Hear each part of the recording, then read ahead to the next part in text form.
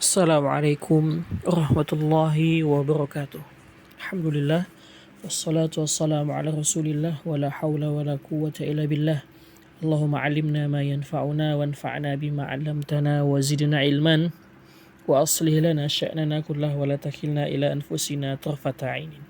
Ayo ikhwah, insyaallah pada kesempatan kali ini kita akan membahas salah satu kitab besar dalam khazanah Islam, sebuah kitab musnad di bidang hadis, dan cukup dengan kita menyebut namanya itu sudah terlihat kemuliaan kitab tersebut.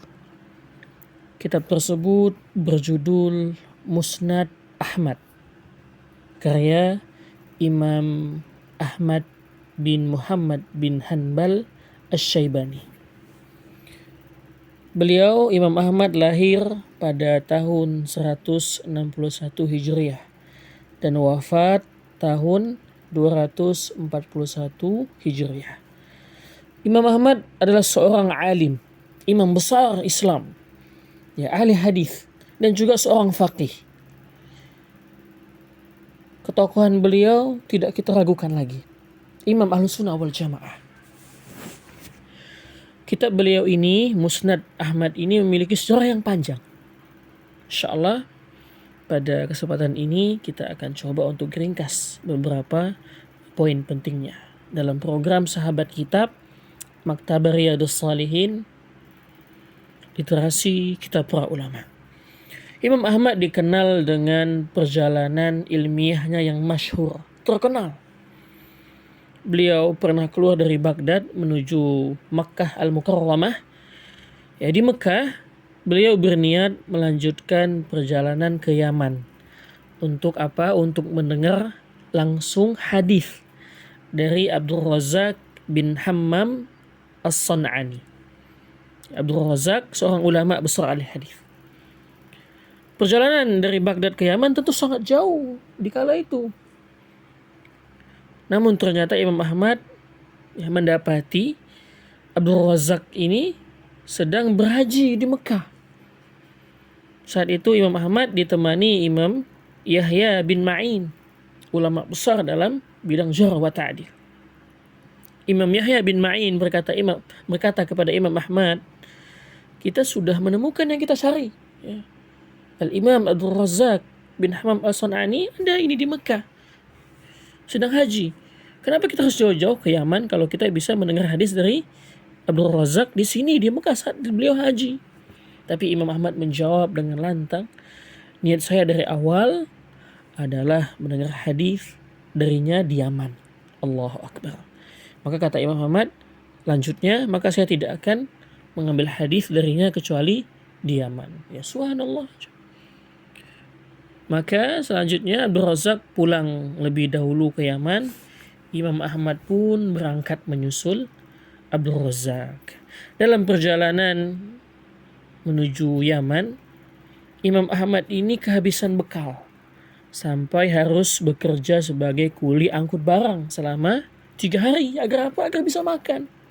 Bekalnya habis. Setelah sampai di Yaman, Imam Ahmad mendengar hadis dari Abdul Razak dalam jumlah yang sangat banyak, khususnya dari riwayat Sufyan Ats-Tsauri dan yang lainnya. Setelah itu Imam Ahmad kembali ke Baghdad. Sepulangnya inilah beliau mulai menulis Musnad Ahmad, kira-kira pada awal abad ketiga Hijriah, sekitar tahun 200 Hijriah. Waktu itu usia Imam Ahmad belum sampai 40 tahun. Sekarang mari kita pahami dulu. Sebelum kita lebih jauh, kita pahami dulu istilah musnad. Dalam ilmu hadis, kata musnad memiliki beberapa pengertian. Yang pertama, yang paling utama adalah hadis yang disandarkan dengan sanad lengkap sampai kepada Nabi yang mulia SAW. Jadi setiap hadis yang sanadnya bersambung dan sampai kepada Nabi disebut musnad. Oleh karena itu kitab seperti Sahih Al-Bukhari, judul lengkapnya itu Al-Jami' Al-Musnad, judul asli kitabnya. Begitu juga Imam Muslim menamakan kitabnya musnad. Kemudian yang kedua, makna lain atau pengertian lain dari musnad adalah kitab hadis yang disusun berdasarkan nama sahabat. Misalnya seorang ulama ingin mengumpulkan seluruh hadis Abu Bakar As-Siddiq dalam satu tempat, lalu Umar, Utsman, Ali dan seterusnya dikumpulkan dalam satu tempat. Dengan metode ini banyak ulama hadis menulis musnad. Misalnya Musnad Al-Humaidi, murid Imam Asy-Syafi'i rahimahullah, yang mengumpulkan hadis per sahabat tanpa memperhatikan urutan tema. Jadi bisa bercampur nih antara bab salat, haji, wudu dan seterusnya. Jadi tidak berurutan ya. Yang penting hadis-hadis tersebut ya dari satu sahabat terkumpul. Imam Ahmad bukanlah orang yang pertama menulis musnad dengan metode seperti ini. Sudah ada sebelumnya. Sudah ada pendahulunya seperti Musnad Al-Humaidi, Musnad Ubaidillah bin Musa, Musnad Musaddad bin Musarhad guru Imam Al-Bukhari dan yang lain-lain. Bahkan kawan seangkatannya Imam Ahmad, Imam Ishaq bin Rahawai juga punya musnad. Pada tahun 225 Hijriah, Imam Ahmad mulai mengumpulkan anak-anaknya. Abdullah yang saat itu berusia sekitar 13 tahun. Begitu juga anak yang lain Saleh serta sepupunya Hanbal bin Ishaq. Imam Ahmad mendiktekan hadis-hadis musnad kepada anak-anaknya, kepada mereka. Lalu anak-anaknya ini menuliskannya. Ya. Proses ini berlangsung lama. Ya, kadang setelah selesai, Imam Ahmad ini meminta agar beberapa hadis dihapus. Misalnya hapus hadis ini, jangan masukkan ke dalam musnad, atau coret nama syekh ini. Saya tidak ingin namanya ada dalam kitab ini. Proses penyaringan ini berlangsung bertahap. Beberapa tahun menjelang wafat, Khalifah Al-Mutawakkil meminta Imam Ahmad meriwayatkan hadis kepadanya. Tapi Imam Ahmad bersumpah tidak akan meriwayatkan hadis lagi. Kalaupun beliau menyebutkan hadis, hanya sebatas menyebut matan ringkas tanpa sanad. Putranya Abdullah berkata, berkata kepada Imam Ahmad, "Wahai ayah, biarkan saya yang menanggung kafarat sumpah itu. Tolong ceritakan hadis kepadaku agar aku bisa menuliskannya." Tapi Imam Ahmad tetap menolak ya, sehingga muncul cerita panjang yang terkenal antara beliau dan Khalifah Al-Mutawakkil. Ini mirip dengan kisah ya dan sikap Imam Malik ketika diminta oleh Khalifah Harun Ar-Rasyid. Imam Malik menolak meriwayatkan hadis khusus untuk khalifah secara pribadi. Beliau hanya mau menyampaikannya di majelis terbuka umum ya bersama para murid, sehingga ya untuk menjaga kedudukan hadis ya, untuk menghormati hadis Nabi yang mulia sallallahu alaihi wasallam. Ucapan Nabi yang mulia sallallahu alaihi wasallam. Demikian pula Imam Ahmad, beliau menolak meriwayatkan hadis hanya untuk khalifah seorang diri. Yang akhirnya yang meriwayatkan musnad secara penuh ini hanyalah putra beliau, siapa? Abdullah, yang meriwayatkan musnad secara penuh. Sementara putranya yang lain, Saleh, tidak sempat karena sibuk dengan urusan keluarga dan pekerjaan. Maka jalur periwayatan musnad berpusat pada Abdullah bin Ahmad. Dari Abdullah, riwayat itu diteruskan oleh Al-Qati'i, wafat ya tahun 368 Hijriah. Lalu dari Al-Qati'i diteruskan lagi hingga abad-abad berikutnya. Imam Ahmad disebut hafal sekitar 700.000 hadis. Ya, angka besar ini. Mencakup hadis marfu yang sampai kepada Nabi, mauquf perkataan sahabat, al-maqtu perkataan tabi'in. Juga ada mencakup variasi sanad.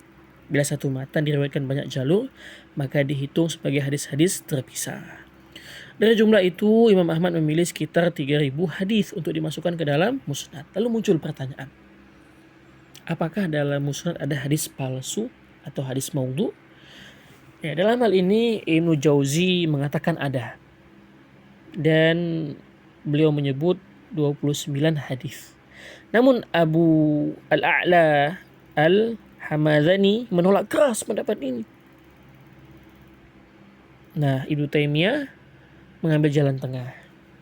Kalau yang dimaksud maudhu adalah hadis buatan dengan sanad palsu dari perawi pembohong, maka musnad bersih darinya. Ya, maka musnad Imam Ahmad nggak ada yang seperti itu hadisnya.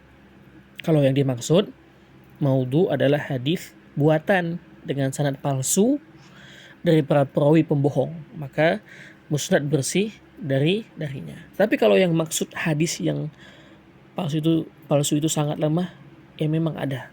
Ya, kalau dimaksud hadis yang sangat lemah memang ada. Al-Hafidh Al-Iraqi menghimpun 9 hadis yang dinilai sangat lemah dan dituduh maudhu'. Lalu muridnya Ibn Hajar nulis Al-Qaul Al-Musaddad untuk membela musnad dan menolak klaim Ibnu Jauzi. As-Suyuti juga menuliskan lanjutan, tapi bantahan Ibnu Hajar lebih kuat. Masya Allah, luar biasa ya. Di antara para ulama ya, membantah ilmiah. Kemudian ada juga klaim dari Abu Musa Al-Madini bahwa semua hadis dalam Musnad Ahmad adalah sahih menurut Imam Ahmad. Namun Ibnu Qayyim rahimahullah membantah hal tersebut dalam kitab beliau Al-Fursiyah dengan menunjukkan bahwa ada hadis-hadis dalam Musnad yang justru dilemahkan oleh Imam Ahmad sendiri. Keistimewaan yang lain, Musnad Ahmad banyak memuat hadis-hadis sulasiat. Hadis-hadis 3 perawi antara Imam Ahmad dan Nabi yang mulia sallallahu alaihi wasallam. Jumlahnya lebih dari 600 dan telah dihimpun oleh Ad-Dihya Al-Maqdisi serta disyarah oleh As-Safarini. Dan kita lanjutkan pada pembahasan tambahan riwayat, hadis-hadis sulasiat, syarat penyusunan, susunan kitab, penjelasan para perawinya, faedah umum, serta cetakan terbaiknya untuk Musnad Imam Ahmad.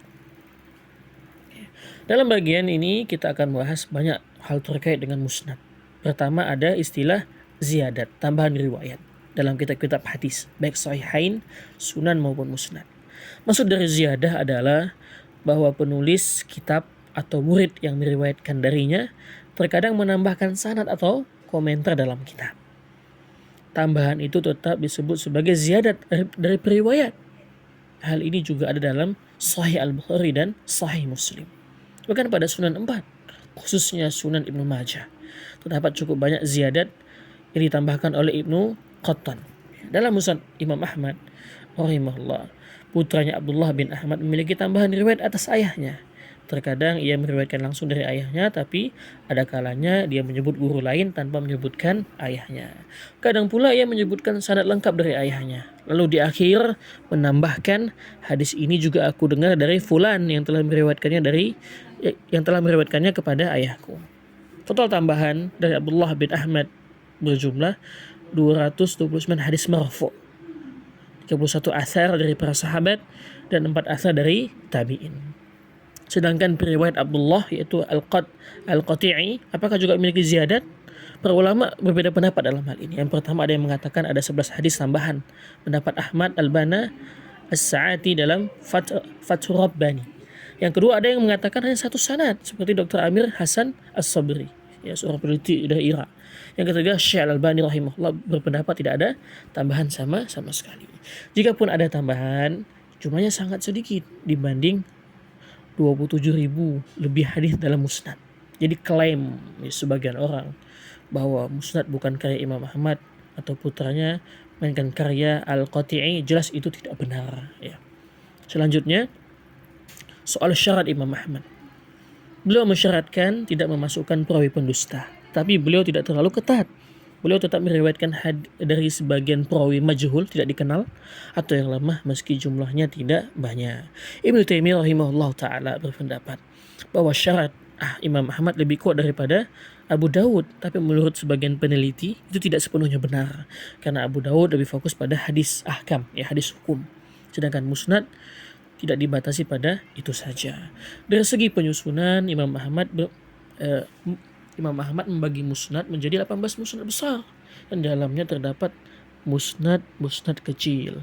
Ya, jumlah totalnya itu ada 1065 musnad ya, dengan jumlah sahabat yang diriwayatkan sebanyak 904 orang, di antaranya 100 perempuan, Masya Allah. Ya. Beliau memulai dengan Musnad Khulafa'ur Rasyidin. Ya, Imam Ahmad mulai dengan Musnad Khulafa'ur Rasyidin, kemudian Ahlul Bait, lalu sahabat lainnya. Susunan ini menunjukkan penghormatan Imam Ahmad kepada Khulafa'ur Rasyidin. Setelah itu beliau menyusun berdasarkan wilayah. Sahabat yang tinggal di Mekah, lalu Madinah, Syam, Kufah, lalu Basrah. Ini menunjukkan bahwa menurut Imam Ahmad, Makkah lebih utama daripada Madinah, berbeda dengan Imam Malik. Nah, jumlah hadis dalam Musnad menurut cetakan Ar-Risalah adalah 27.647 hadis. Setelah diteliti oleh Syekh Su'aib Al-Arnaud rahimahullah, sekitar 12% dinilai lemah. Artinya mayoritas hadis dalam Musnad Ahmad sahih atau hasan. Dan jika dihapus yang berulang, maka jumlah hadis yang tersisa sekitar 9.556. Ya, sepertiganya lah, sekitar 3.115 hadis ada dalam Sahih Al-Bukhari dan Muslim. Sekitar 2.905 hadis ada dalam Sunan, sisanya sekitar 3.546 hadis adalah tambahan khusus Imam Ahmad. Tambahan-tambahan ini sangat berharga ya, dan bisa menjadi bahan penelitian akademik tersendiri, misalnya tentang Zawaid Abu Hurairah dalam Musnad Ahmad. Selanjutnya tentang Sulasiyat, yaitu hadis dengan rantai sanad hanya 3 orang antara Imam Ahmad sampai kepada Nabi Muhammad SAW. Musnad Ahmad memiliki banyak sekali sulasiyat. Ini pernah dikumpulkan oleh Ad-Dihya Al-Maqdisi dan dijelaskan oleh As-Safarini. Imam Az-Zahabi pernah berharap bisa menulis syarah Musnad Ahmad, tetapi karena usia lanjut beliau tidak sempat. Ahmad Al-Banna As-Sa'ati kemudian menyusun ulang Musnad berdasarkan bab fikih dalam kitabnya Fathul Rabbani, Ar-Rabbani. Di sini terlihat bahwa tradisi keilmuan Islam adalah melanjutkan dan menyempurnakan karya ulama terdahulu, bukan mulai dari nol. Misalnya kitab Tahdzibul Kamal karya Al-Mizzi, lalu disempurnakan oleh Al-Husaini dalam Ikmal, kemudian dikritisi oleh Ibnu Hajar dalam Ta'jil Al-Manfa'ah. Salah satu tokoh penting dalam pelestarian Musnad Ahmad adalah Abdullah bin Salim Al-Basri Asy-Syafi'i Al-Makki, abad 12 Hijriah. Pada masa itu banyak naskah musnad yang hilang, tetapi beliau berhasil mengumpulkan kembali dan menyusunnya dalam 56 majelis di Madinah, bahkan di Raudhah dekat makam Nabi yang mulia sallallahu alaihi wasallam. Terkait cetakan terbaik Musnad Ahmad yang ada sekarang bersumber dari naskah beliau. Namun sayangnya penelitian khusus tentang jasa beliau masih sangat sedikit. Cetakan pertama Musnad Ahmad muncul tahun 1313 Hijriah. Kemudian Syekh Ahmad Syakir melakukan tahqiq dan menerbitkan 16 jilid, meski tidak sempat menyelesaikannya. Ada kisah menarik ketika naskah Musnad dikirim dari Mesir ke India. Para ulama hadis di India menyambut kedatangannya dengan penuh sukacita, bahkan membuat perayaan besar saat peti naskah itu dibongkar. Ini menunjukkan betapa mulianya kedudukan hadis Nabi, ucapan Nabi yang mulia sallallahu alaihi wasallam di hati para ahli hadis. Cetakan terbaik Musnad itu ada 2. Yang pertama cetakan Risalah dengan Ar-Risalah dengan tahqiq Syekh Su'aib Al-Arnaud rahimahullah berjumlah 52 jilid. Cetakan yang kedua cetakan Dar Al-Maknis dengan pengawasan Dr. Ahmad Ma'bad 12 jilid. Yang keduanya memiliki kelebihan masing-masing. Hadza wallahu a'lam bishawab. Sekian pembahasan tentang Musnad Imam Ahmad, mudah-mudahan bermanfaat dan menambah khazanah Islam kita tentang kitab-kitab para ulama. Karena kita harus minimal kita tahu bahwasannya ada banyak kitab-kitab para ulama. Mudah-mudahan bermanfaat. Hadza wallahu a'lam bishawab. Akhiru da'wana anil hamdulillahi rabbil alamin. Assalamualaikum warahmatullahi wabarakatuh.